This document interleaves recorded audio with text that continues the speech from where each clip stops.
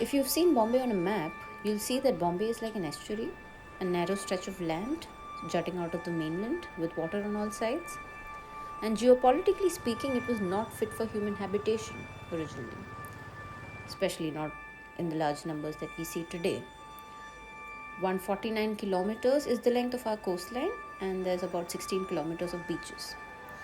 Being a coastal city in these times, especially given the rising sea levels, means that we are in such a precarious position that any construction activity along the coastline will only lead to increased flooding.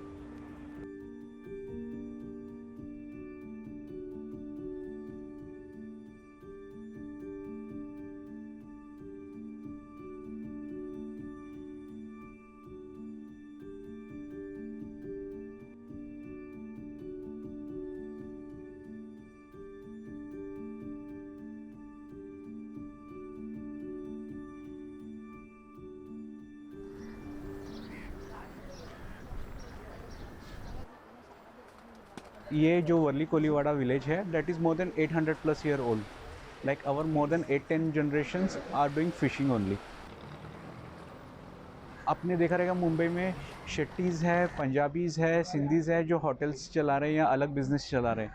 लेकिन आपने कभी सुना है कि कोई Punjabi phishing कर रहा है या कोई शेट्टी फ़िशिंग कर रहा है? क्योंकि ये इतना इजी काम नहीं है. आप एक आर्ट है, they are not using any technology और इंस्ट्रूमेंटल्स जो उनके पीढ़ी ने पीढ़ी नाना नाना दादा परदादा ने सिखाया है. सी रूट्स कैसे जाना है, आपको कैसे समझना है. ये कोई इंस्टीट्यूट या कहीं जाके सीखे नहीं है कि फ़िशिंग कैसे करना है. जो भी सिखाया इनके फादर ने सिखाया. और कोली समाज में ऐसा है ना कि जो मेल है वो फ़िशिंग के लिए जाते हैं और जो फीमेल्स हैं वो उसको सेल करने जाते हैं. मार्केट है. जो कोस्टल रोड आ रहा है अभी यहाँ पे, उसमें लाइक सबसे पहले इम्पोर्टेंट थिंग है we don't have the clarity कि एग्जैक्टली क्या होने वाला है. जो एक्चुअल सर्वे लेना चाहिए था यहाँ के लोगों से कि उन्हें कैसे प्रॉब्लम आ रही है, वो गवर्नमेंट ने खुद से एक सर्वे कर लिया, सिग्नेचर्स ले लिए एंड अप्रूवल दे लिया. इतने सारे गाड़ियाँ मूव्स होंगी तो पोल्यूशन आएगा. तो फिशरमैन को और डीप सी जाना पड़ेगा फ़िशिंग के लिए. ठीक है. सेकंड, ये जो नेट्स है, फिशिंग नेट्स है, that cost you around ₹1,00,000 also. Depend कौन से फ़िश का है वो. तो जब वेव्स ऊपर नीचे होते हैं तो वो वेव्स के साथ आगे जाते हैं तो वो स्ट्रक होके वो टूट भी जाएंगे. तो उसका कॉस्टिंग कौन बेयर करेगा, ऐसा हो जाता है. और तीसरा ऐसा है ना कि गवर्नमेंट ऑन वर्बल वर्ड्स बोलता है कि हम ये कर लेंगे, ये सब्सटीट्यूट दे देंगे आपको. इन रियलिटी आप चेक कर लो, सीलिंग होके इतना टाइम हो गया, nothing is there.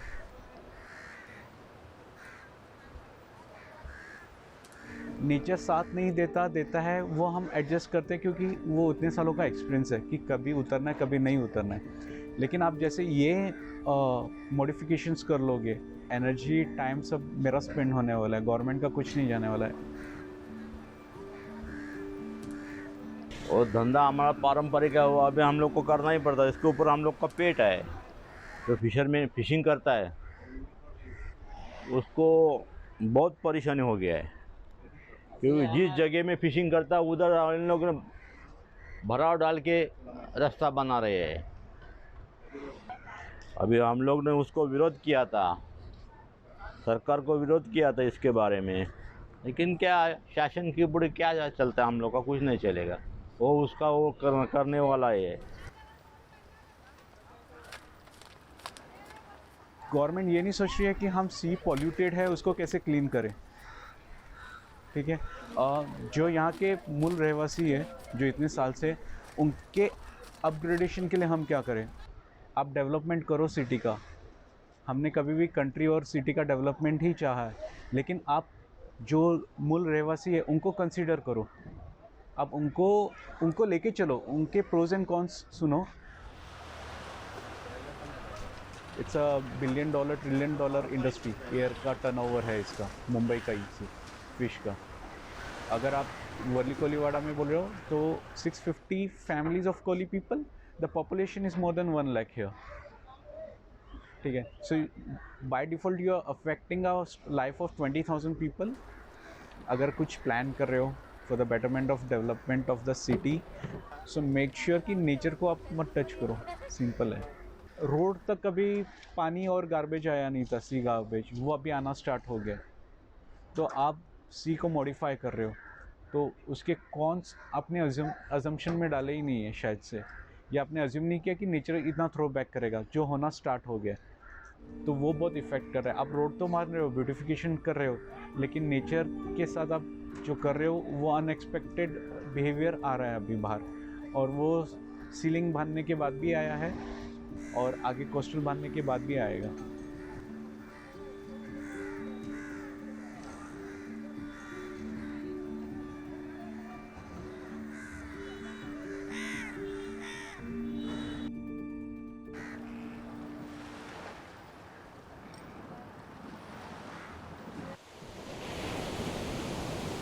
There is now also translocation of corals, which has been demanded. The BMC has applied to the Wildlife Conservator for permission to translocate 18 coral colonies. Even experts across the world in the past have attempted to do this translocation of corals and miserably failed. The mortality rate is pretty high when it comes to translocation due to low attachment rates to the new habitats. Originally, the project was proposed for approval and denied when it was submitted for the entire stretch. Why? Because they said not enough scientific studies were done, not enough of a conservation plan was prepared. Though we have a coastal regulation zone notification since 1990, even when it was amended in 2011 and a fresh notification came out, that notification specifically prohibited reclamation of any land along the coastline, because it was acknowledged and accepted that any reclamation along the coastline is bound to affect the tidal flow. And when the tidal flow is affected, what it essentially means is there is more chances of flooding happening, intense flooding increasing. You're messing around with the coral reefs and the rocks which form natural wave breakers. If we go through with the project and if we allow the continuation of this project, the loss is going to be all of the city of Mumbai. The loss is going to be for all of us. Yes, it starts with the coastal ecosystems, it starts with the fisher persons losing their livelihood. Eventually, it is going to affect all of us. The more you mess with the coastline, the worse the consequences are going to be.